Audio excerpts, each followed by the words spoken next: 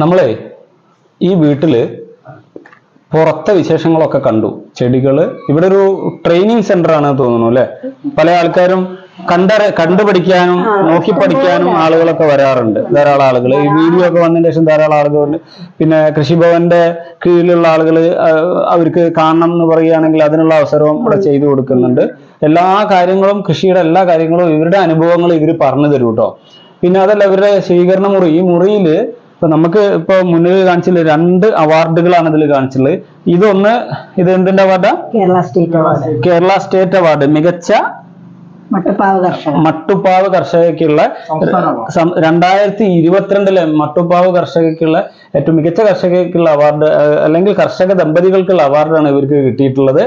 പിന്നെ ഇവരുടെ കയ്യിലുള്ളത് വൈഗ, കേരള ഗവൺമെന്റിന്റെ വൈഗ പ്രോഗ്രാമിന്റെ മുതിർന്ന കർഷകർക്ക് അല്ലെങ്കിൽ കർഷക കുടുംബത്തിനുള്ള അവാർഡാണ് വൈഗയുടെ. 2 മാത്രം ഇപ്പൊ നമ്മൾ ഇതിൽ ഇവിടെ കാണിച്ചു.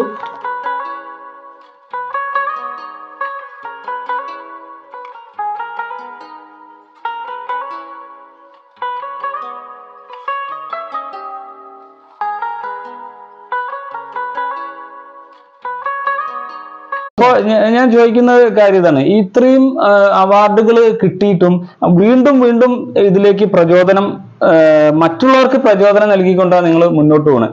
ഞാൻ ചോദിക്കാം, ഇവിടെ ഒരാൾ വന്നു, കൃഷി അവർക്ക് പഠിക്കണം, എന്ത് ചെയ്യണം, വിത്തൊന്നും അവർക്ക് ഇല്ല, എങ്ങനെയാ കിട്ടുക, നല്ലത് അറിയില്ല. നിങ്ങളുടെ ആ സമയത്തെ മനോഭാവം എന്തായിരിക്കും? അവരോട് എന്താ പറഞ്ഞു കൊടുക്കുക? അവരോട് ചോദിക്കും, കൃഷി ചെയ്യാൻ താല്പര്യമുള്ളവർക്ക് മാത്രമേ ഞാൻ വിത്ത് കൊടുക്കാറുള്ളൂ.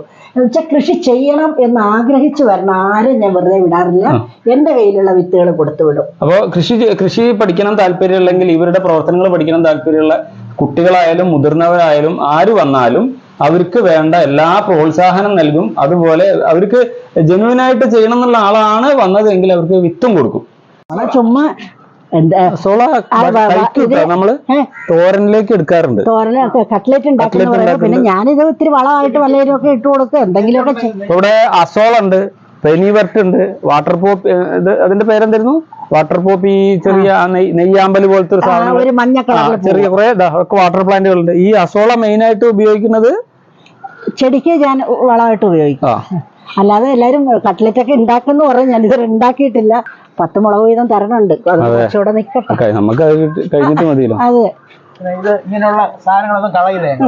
ഇത് നമ്മളുടെ വെള്ളത്തിന്റെ പാത്തിയില് പാലക്ക് നന്നായിട്ട് ചെയ്തിട്ടുണ്ട്. ജർജീർ ഉണ്ട് ഇവിടെ, തീർന്നു. ജർജീർ തീർന്നു, കെയില് തീർന്നു, കെയിലുണ്ട് അല്ലെ, കെയില് തീർന്നു, ജർജീർ തീർന്നു. പിന്നെ ഇതിപ്പോ ഭംഗിക്ക് കണ്ടോ ഈ സെറ്റ്, ഈ സാധനം ഒരു ചീരയാണ്. ഇത്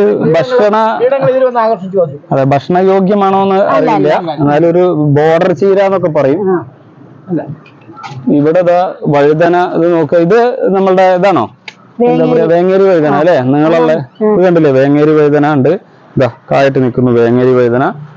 പിന്നെ വയലറ്റ് കൊലയായിട്ടുണ്ട്, മാലാക വഴുതന, വെള്ളയുടെ. എന്തായാലും ഈ മുളക് എടുക്കണം, ഈ മുളക് എടുത്തോളൂ. ഏതാ? ഇതൊരു മുളക്. ഇത് നോക്കുക, നമ്മളെ ബുള്ളറ്റ് മുളക് ഉണ്ട്, പക്ഷെ ബുള്ളറ്റ് മുളകിന്റെ വേറെയും വകഭേദമല്ല. അതിനേക്കാൾ ഇത് നോക്കൂട്ടോ, വണ്ണുള്ള മുളക്. ഇത് കണ്ടോ, വണ്ണുള്ള മുളക് ബുള്ളറ്റ് മുളകിന്റെ പോലത്തെയാണ്, പക്ഷെ അതിനേക്കാൾ വലിപ്പം കൂടിയ വലിയതാ. അതിലൊക്കെ വലിയ കായ. ഈ സൈഡ് ഒന്ന് കാണിച്ചു കൊടുക്കുക. വലിയ ബുള്ളറ്റ് മുളകൊന്നും അല്ല, വലിയ മുളകാണ്. ബജ്ജി മുളകിന്റെ ഒരു ശങ്കര ഇനം പോലത്തെ നാടൻ മുളകും പോലുള്ള ഒരു സാധനമാണ്. ഇത് വെള്ള, ഈ സാമ്പാർ മുളക്, തൊണ്ടൻ മുളക് എന്നൊക്കെ പറയണ. ഇത് ഇവിടെ ഒന്നൊന്ന് കാണിച്ചു കൊടുക്കട്ടെ. ഇതാണ് കെയിൽ എന്ന് പറയുന്ന ഒരു എഡിബിൾ ആയിട്ടുള്ള ലീഫി വെജിറ്റബിൾസ് ആണ്. കെയിൽ